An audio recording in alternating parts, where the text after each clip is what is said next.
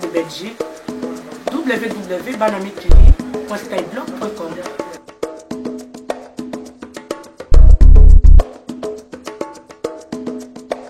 Monseigneur Fulgence Mouteba, bonjour. Bonjour Denise. Vous êtes de retour de Rome. Les évêques de la RDC disent non à la révision de la Constitution. En gros, pourquoi cette position de l'Église catholique? Eh bien, c'est parce que les évêques tiennent à ce que notre démocratie puisse se consolider. Et ils ont à cœur la cohésion sociale, le développement de notre nation. Et ils trouvent que si on fait la révision de la Constitution dans les circonstances actuelles, ça peut briser l'élan de la cohésion nationale et briser la démocratie dans notre pays et par conséquent troubler la paix. Mais il y a une autre opinion qui pense que la Constitution elle-même prévoit sa propre révision. Pourquoi dire non? Effectivement, nous-mêmes nous l'avons réaffirmé. Nous savons que toute Constitution peut être révisée, mais dans les circonstances actuelles de notre pays, dans l'évolution de notre démocratie, nous pensons que c'est un acte qui risque d'avoir des conséquences incalculables. Donc vous pensez que avec ça, on risque de retomber dans des troubles politiques, dans la guerre? Tout à fait. Nous risquons de faire un pas en arrière. Vous savez, quand les évêques parlent, ils ont parfois d'autres informations que nécessairement l'opinion publique n'a pas. Alors, après avoir analysé tout ce qui s'est dit autour de cette fameuse révision constitutionnelle et surtout l'article 220, eh bien, les évêques ont voulu prévenir notre population et demander à la classe politique de consolider d'abord la démocratie en observant les prescrits de la Constitution dans les circonstances actuelles. Et plus tard, après cette mandature, si les législateurs que nous ne remplaçons pas, soit dit en passant, estiment que, compte tenu de l'évolution de notre pays, on peut changer tel ou tel autre article de manière consensuelle, je pense que, ça peut se faire. Oui, avec cette position, il y en a qui pensent que l'Église se substitue à un parti politique. Ben non, voyons donc. Mais quand nous avons dit non à la balkanisation de la RDC, il n'y avait personne qui avait dit que nous faisions de la politique. Et nous avons une tradition prophétique dans l'Église catholique, en particulier dans notre pays. Chaque fois que nous sentons les dangers venir, nous prévenons notre population, nous alertons la communauté internationale et tous ceux qui portent la RDC dans leur cœur. Alors, le message des évêques, il a été lu le dimanche dernier dans les paroisses. À quel résultat vous vous attendez, vous les évêques? Nous avons un triduum de prières à partir du dimanche d'émission au mois d'octobre.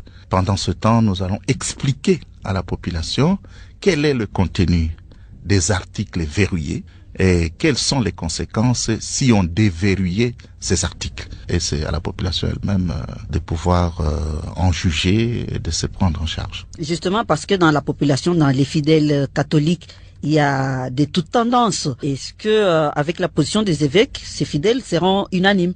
Nous n'entendons pas l'unanimité, mais nous savons que nos fidèles ont confiance en leur pasteur.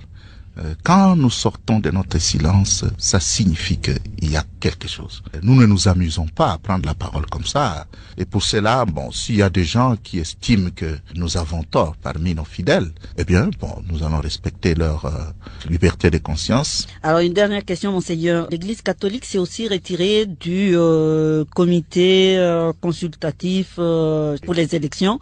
Quelles sont les raisons? Les termes de référence du fonctionnement même de ce comité n'ont pas été soumis à l'Assemblée plénière des évêques parce que nous faisons tout par consensus. Nous estimons que pour le moment, nous n'y voyons pas encore clair.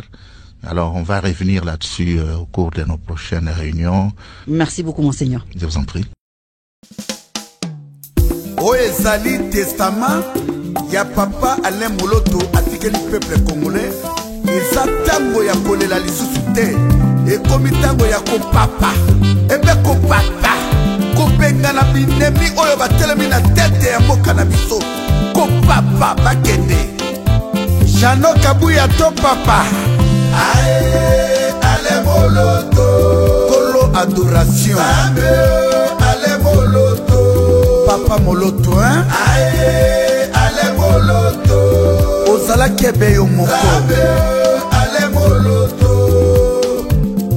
Lelo Papa Moloto ya kufeli nini Papa Moloto ya kufeli okufeli mabele ya Kombo. Papa Moloto okufeli mabele ya Kimbangwe. Papa Moloto okufeli mabele ya Patrice Emery Lumumba. Papa Moloto okufeli peuple congolais. Biso ba congolais tozali témoin ya liwa na yo. Kolo kolo adoration. Apoisonné yo mbala nsambo na Congo. Po otei vérité ya makambo nyonso ya Congo.